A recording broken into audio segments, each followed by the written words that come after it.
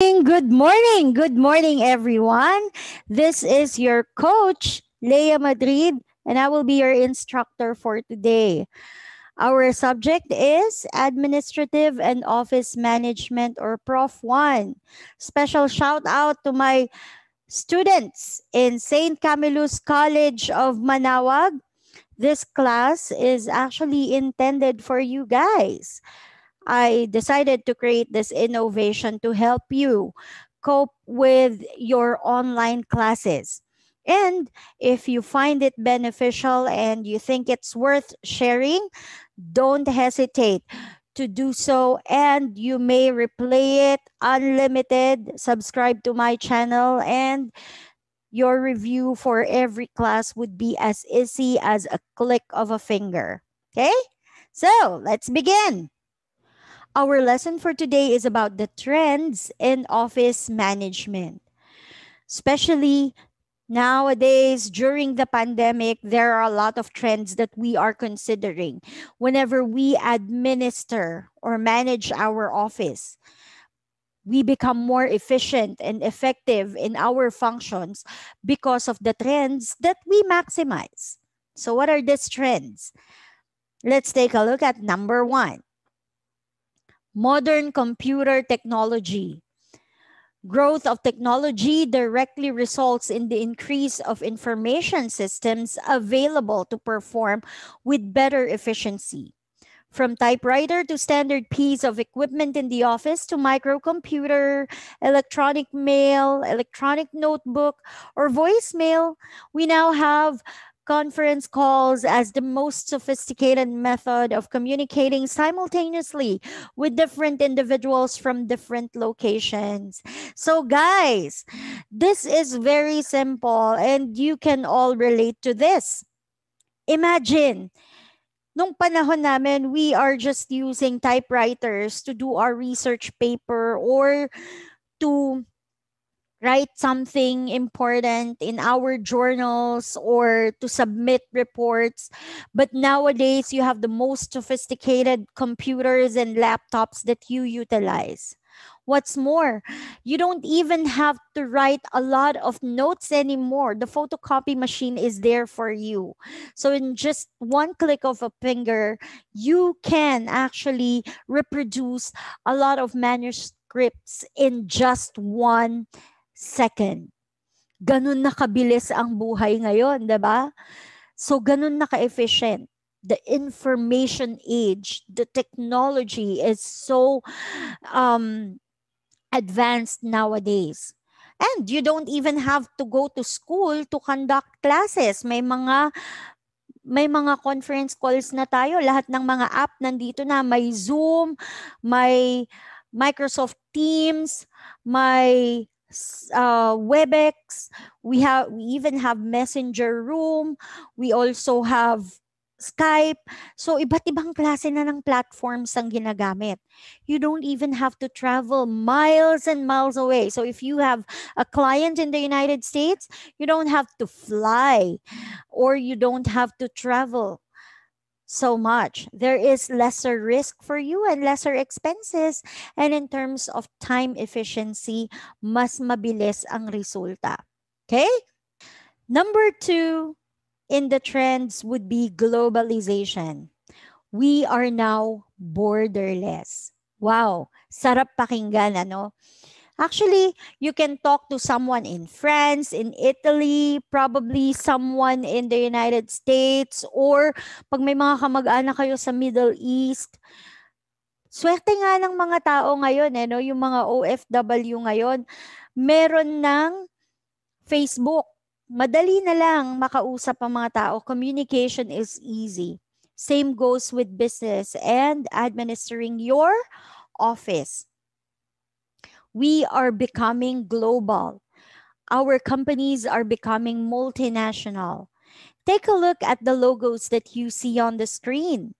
Ang mga logos na yan ay para sa mga companies who belong to the 100 Forbes top company list. Alin sa mga companies na yan ang kilalang-kilala mo? Which of those products do you use and you consume as a customer? you're probably picking 3 or 5 or maybe more, because these brands are actually known worldwide.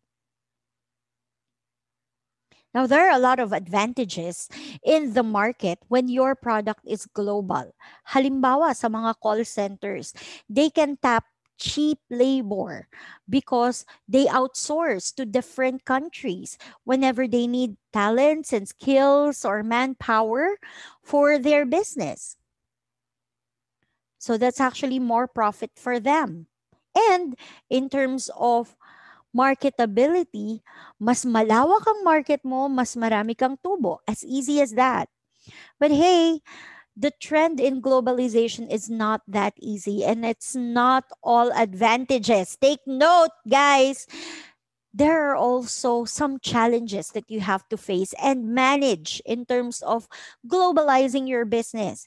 This means that you have to consider different cultures, different preferences, and you would also have to ensure diverse and tailor fit types of training for these different nationalities. Let me give you an example.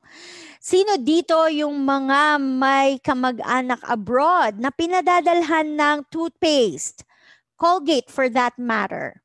Alam niyo ba na yung Colgate na galing Australia or galing Middle East ay iba ang lasa dun sa Colgate na locally gawa sa Philippines? Come on, guys. We are all aware. It's the same brand, it's the same Colgate, but different taste.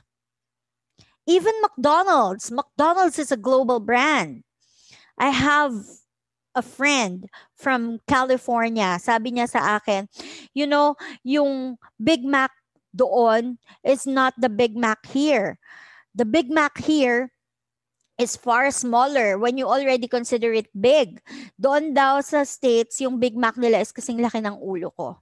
So, sa size pa lang, it's already different. And if you taste McDonald's in the Middle East, there's a certain touch of curry flavor to tailor fit the taste of probably people in that country, like the Arabs, and you know how they are so much into spicy kind of food.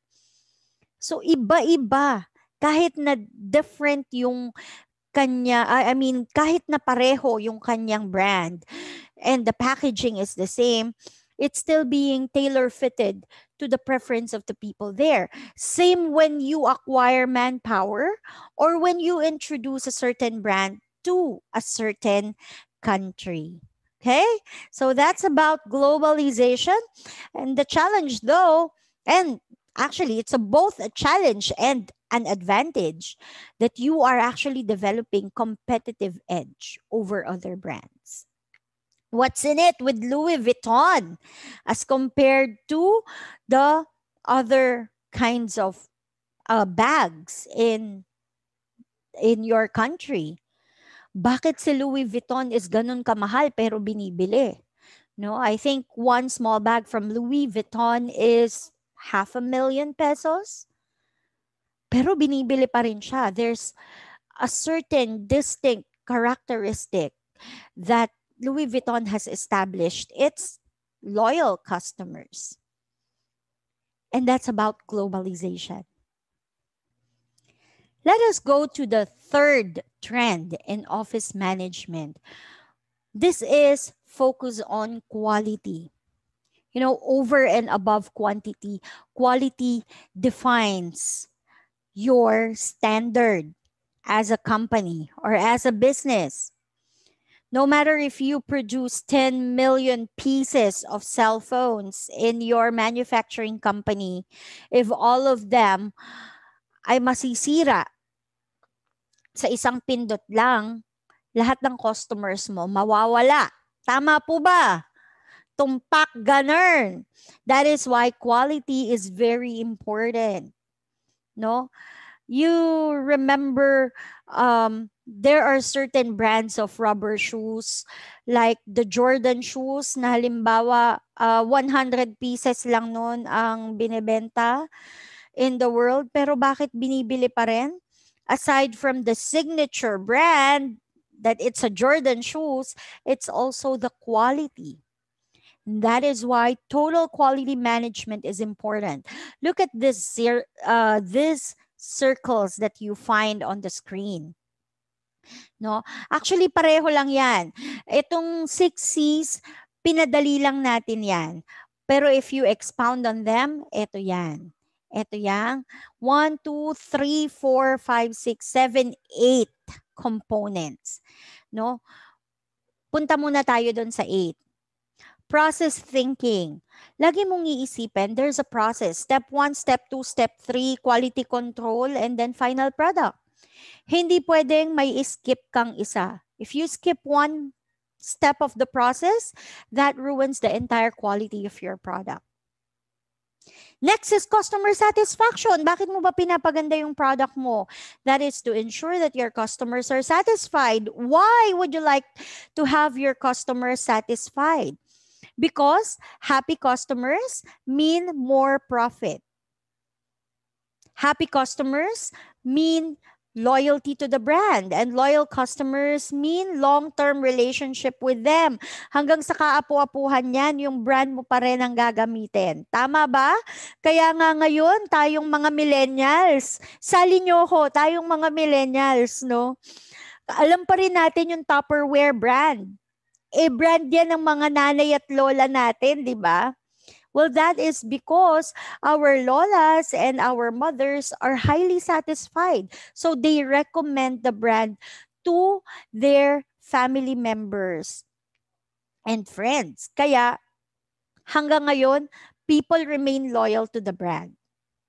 Total employee commitment. Sana all. This is what they call sana all. Hindi pwedeng may isa dyan na Rotten Tomato. Kailangan lahat ng employees mo total ang commitment, buong buo, to follow the process and to give the same quality such that it develops into a culture of maintaining that certain standard that you have in your office. 'Di ba? So kung lahat ng employees mo ay masinop sa gamit, tinitipid ang bond paper, dapat lahat, hindi pwedeng may isang nag-aaksaya para maging successful. Okay? Next, strategic thinking. Dapat long-term ang iniisip mo, hindi pwedeng yung ngayon lang or what we call immediate gratification. No, basta matapos na lang, basta makarami tayo, tutubo ka rin. Halimbawa sa pansit, sa isang karinderya, nagluto ng pagkarami-rami, 10 kilo, para daw marami silang maibenta at may tubo. Pero hindi masarap, bagsak ang quality, hindi naging strategic ang thinking nila. So, what happens? Hindi nasarapan ng customers, hindi na bumalik. Hindi rin naubos ang 10 kilos ng pansit. That is why you have to strategize in your thinking. Think long term. Kailangan itong customer na ito babalik-balik sa atin.